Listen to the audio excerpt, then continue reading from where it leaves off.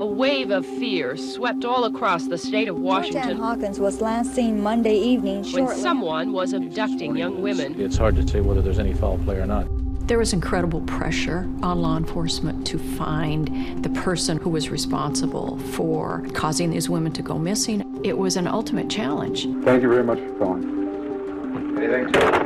What cleverness or what sophistication of the suspect are you looking for that can manage to pull that off?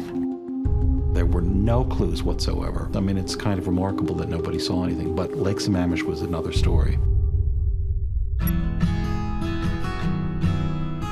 Lake Sammamish State Park was huge. It was a magnet for all of us, young and old. Like a place you would go to in the Midwest or something, with this old-fashioned concession stand and people just coming out with their little sailboats or coming out to sun.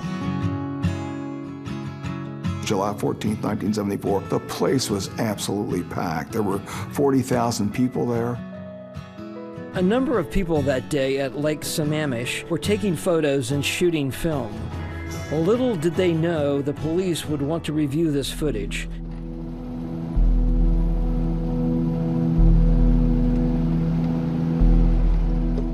Ted was able to meld into the crowd.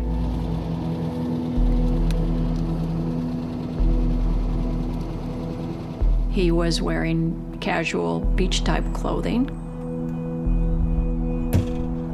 He was able to strike up conversations with people.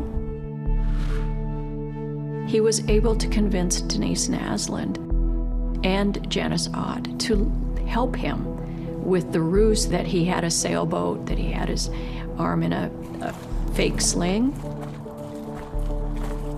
If anybody has seen The Silence of the Lambs, where the killer had trying to get that couch into the van and he's got a cast on, that all came from Ted Bundy.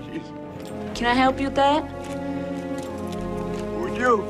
Sure. Bundy was a real schemer. Remember that these abductions were benign on the face of them. They were always Bundy approaching the women in a state of presumed need or weakness. Can you help me carry my books? My arm's in a sling. Can you help me load my sailboat onto my car? There were 3 women that saw Janice roll her bicycle up to the beach and lay it down. And she had on a yellow bikini. And then they observed this man walk up to her. And they heard her get up and say, "Hi, I'm Jan." And he said, "I'm Ted." He gave his real name. She was last seen headed toward the parking lot, pushing her bike with him walking next to her. And then she's never seen again. We did have about 5 or 6 other women come forward that said that they had been approached by the guy with his arm in a sling. And they looked just like Janice and Denise Naslund. Some went as far as the parking lot, saw the Brown's Volkswagen Bug, but no boat. And at that point, he said, "Oh, the boat's up at my folks' house in Issaquah. It'll just take a minute." Those women backed off. But Janice left walking with him at noon and never came back. First, Janice went missing, and that was earlier in the morning. She disappeared. And then later, he came back to the park.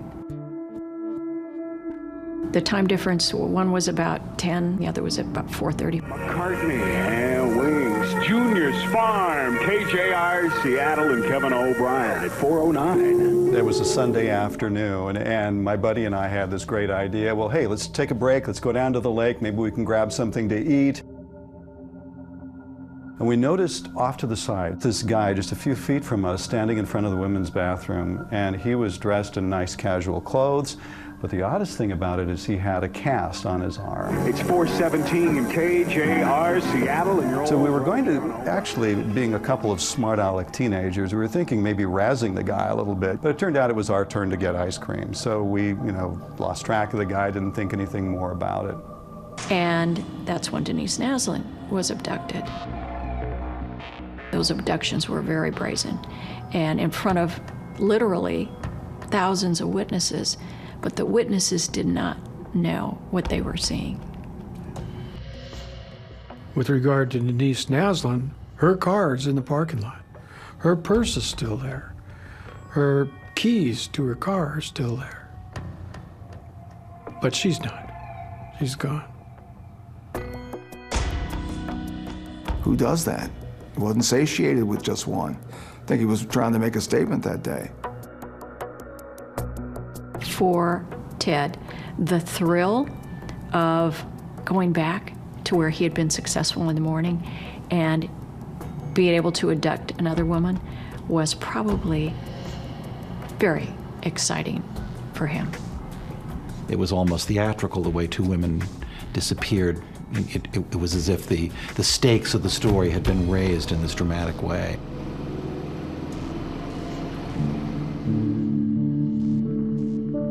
It was also critical that people who were at the park that day, who were taking photographs of their friends and family, any filming that they had done, turned over their photographs and filmed to us to see if we could find something that would be a clue.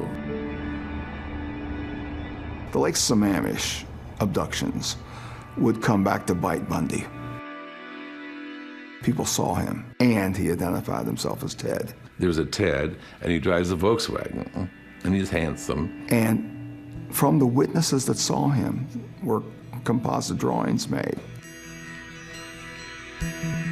When the picture came out, when they finally got a Ted Bundy picture of this person of interest, no question in our minds, no question that this was the guy. Each lead has to be followed, every phone call has to be made. Most lead nowhere, some pan out with a speck of information that may someday help clear up the mystery of the whereabouts of Janice and Denise Naslund. And it was a very creepy sensation knowing that we were just steps away from somebody who is ultimately responsible for doing some very, very, very dastardly deeds. One thing, since the publication of the description of the man called Ted, there have been no further disappearances from this area. John Sandifer for ABC News in Seattle. Hi everyone, George Stephanopoulos here. Thanks for checking out the ABC News YouTube channel. If you'd like to get more videos, show highlights, and watch live event coverage, click on the right over here to subscribe to our channel, and don't forget to download the ABC News app for breaking news alerts. Thanks for watching.